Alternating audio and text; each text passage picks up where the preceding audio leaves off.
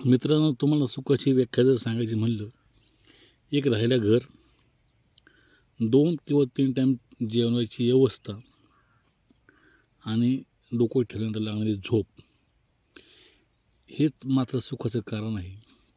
नाहीतर तुम्ही गाडी बंगला याच्या मागे पळल्या किंवा दुसऱ्याकडे बघून जीवन जगायला लागले तर तुम्ही सुखी होऊ शकत नाही. तुम्ही कितीही कोणापेक्षा मोठं व्हायला जा, त्याच्यापेक्षा तो मोठा, त्याच्यापेक्षा तो मोठा असं राहणार आहे. ते करता मीठ भाजी भाकरी अवघी विठाई माझी, हेच आपल्या जीवन जगण्यासाठी महत्त्वाचं आहे. त्यामुळं अतिशय जीवाची ओढताण करू नये असा माझा संदेश लोकांना.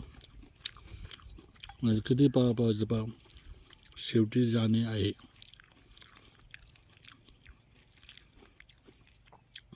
शेतामध्ये जेवतोय, 1 नंबर जेवण आहे, मागं पाणी पण धरतोय, खातोय पण. पक्ष्यांचा आवाज, शांत हवा, त्या झाडाची सावली आणि मेथीची भाजी. गुड लक.